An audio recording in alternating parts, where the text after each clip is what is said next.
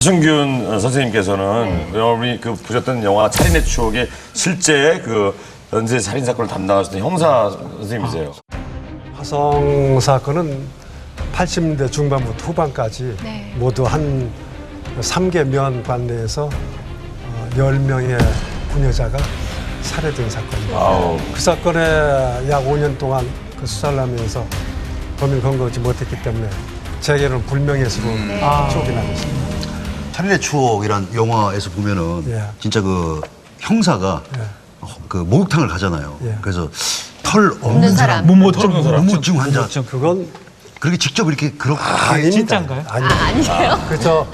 사건 현장에 그 털이 없다 그랬거든요. 그렇죠.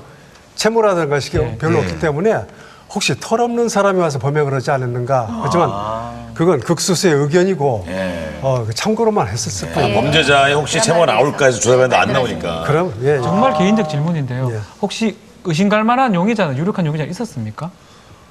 개인적으로 봤을 적에는 없었습니다. 없었습니다. 다만 그 생존 목격자 중에 한 분이 그 당시에 범인 머리가 방위 소집 정도의 머리였다. 짧았다라고 해서 그 현장 근처에가 공군 부대가 있었어요. 거기 방위병들이 많고 그래서 그들을 상대로 수사한 기억은 있습니다. 지금 생각하면 아쉬웠던 부분 좀 있습니까? 못 잡은 게 아쉬운 거죠, 뭐. 그렇죠. 특히 이제 지금 같은 과학 좀 수사가 발달했잖아요. 그래서 더더욱 그럴 것 같은데. 부세 사건에서는 그 피해자 옷 같은 데서 범인의 흔적을 찾아내면 다리가 좀 있었어요. 근데 그 당시에 유전자 수사 기법도 없었고 해서 그 당시 국가수 직원이 그 일본까지 가셔가지고 유전자 수사 기법을 배워서 이렇게 해서 그때 도입한 게 지금 많은 발전을 꾀했고 또 지금은 뭐 웬만한 도시에 CCTV다. 예, CCTV 뭐 또 핸드폰 없는 범인은 없어요.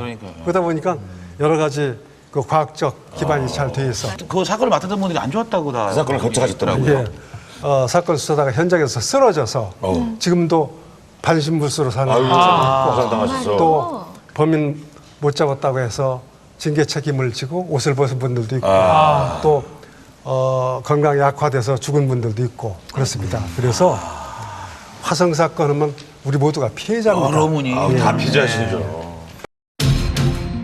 1990년 11월 차라리 외면하고 싶은 양평 일가족 생매장 살해 사건 속보부터 전해드리겠습니다. 결혼식에 가기 위해 집을 나섰던 4명의 가족이 산채로 산속에 묻힌 사건. 바로 이곳에 차를 급히 멈추고 이쪽 옆길로 해서 천동 아파트로 달아났습니다. 숨진 이성준은 흰색 점퍼와 검은색 바지를 입고 있었으며 훔친 차를 타고 다니며 유흥비를 마련하기 위해 범죄를 저지르던 4명의 일당은 도로에서 마주친 차를 멈춰 세운 뒤 현금 20만 원을 갈취. 자신들의 범죄를 은닉하기 위해 유씨 일가를 산속으로 끌고 가 생매장하고 마는데 이의 행렬은 묘지로 향했고 연도의 시민들은 분노의 표정을 감추지 못했습니다. 상상만 해도 그냥 내 숨이 넘어가는 것 같아요. 똑같잖아요, 부모라면. 네? 우리 꼬마애도 5살인데 요만한 애가 살려달라고 애원하는 걸 갖다가 그냥 안매장했다는 게 지금 눈물 나오잖아요. 계속해서 범죄가 나타났죠, 나오잖아요. 잠깐. 내가 어떤 죄를 저지른 걸로 해서 기소가 됐는지 내용을 잘 알고 있죠? 피고인들을 이 사회에서 영원히 제거해야 한다고 감히 주장하는 바입니다. 주범인 이 씨는 사망한 채로 발견. 공범 오 씨와 윤 씨는 94년 사형이 집행됐다.